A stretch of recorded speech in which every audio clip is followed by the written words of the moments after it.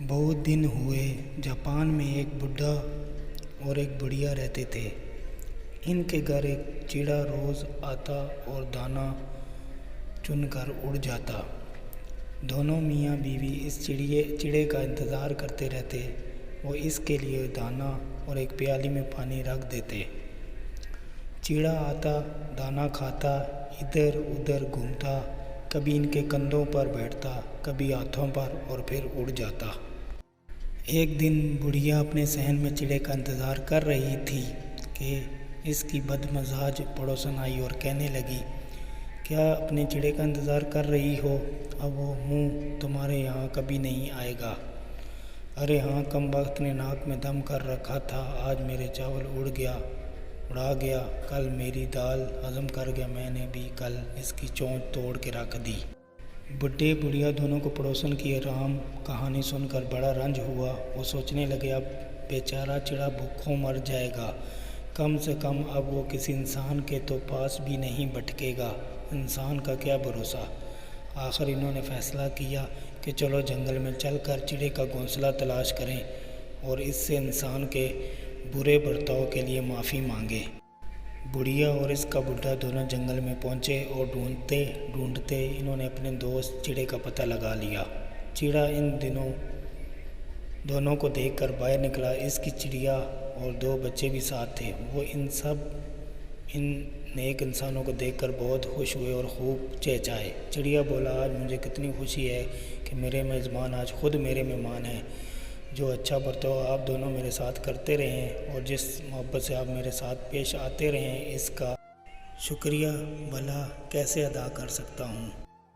संदूक बहुत कीमती रेशम के कपड़ों और जवाहरात से भरा हुआ था। चिड़े की दोस्ती ने इनको उम्र भर के लिए बेफिक्र कर दिया। अब इन्हें कभी गरीबी का मुंह देखना नहीं पड़ेगा। अब सुनो, इन दोनों को खुशहाल देखकर बदमिजाज पड़ोसन दौड़ी हुई आई और सारा हाल मालूम करके सीधी जंगल को रवाना हो गई। बुड्ढे के बताए हुए पते के मुताबिक इसे जल्द ही चिड़े का घोंसला मिल गया। पड़ोसन ने घोंसले पर दस्तक दी। चिड़ा बाहर निकला और इसको देखते ही नाक भू चढ़ाकर बोला, क्यों, क्या काम है?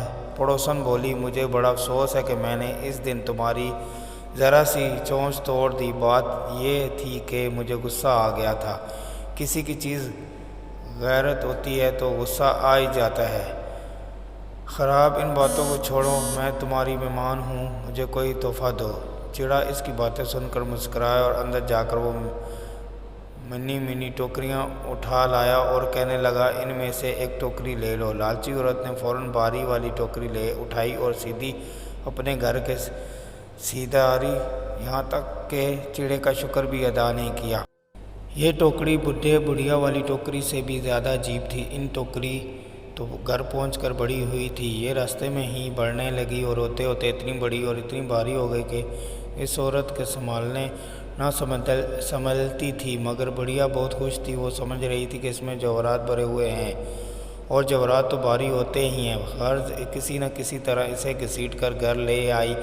2-4 मिनट दम लेने के बाद थके मंदे हाथों से संदूक खोला। एकदम 2 भूतने इसके अंदर से बाहर निकल पड़े। इस औरत को पकड़कर इस जजीरे में ले गए जहाँ इससे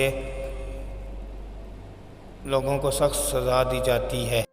पड़ोसन बोली, मुझे बड़ा अफसोस है कि मैंने इस दिन तुम्हारी ज़रा सी चोंच तोड़ दी। बात ये थी कि मुझे गुस्सा आ गया था। किसी की चीज़ ख़राब होती है तो गुस्सा आ ही जाता है। खैर, अब इन बातों को छोड़ो, मैं तुम्हारी मेहमान हूँ, मुझे कोई तोहफ़ा दो।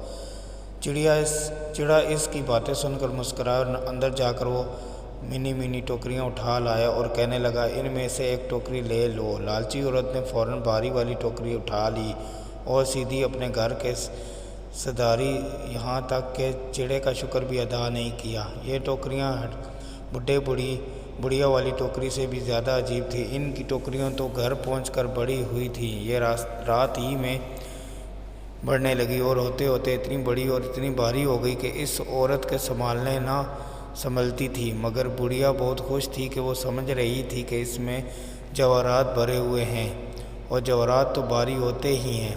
घर किसी न किसी तरह से इसे घसीट कर घर ले ही आई। 2-4 मिनट दम लेने के बाद थके मंदे हाथों से संदूक खोला। एकदम 2 भूतने इसके अंदर से कैका लगाते हुए बाहर निकल पड़े और इस औरत को पकड़कर इस जजीरे में ले गए जहाँ इसे लोगों को सख्त सज़ा दी जाती है जो जानवरों को सताते हैं और इन पर जुल्म करते हैं।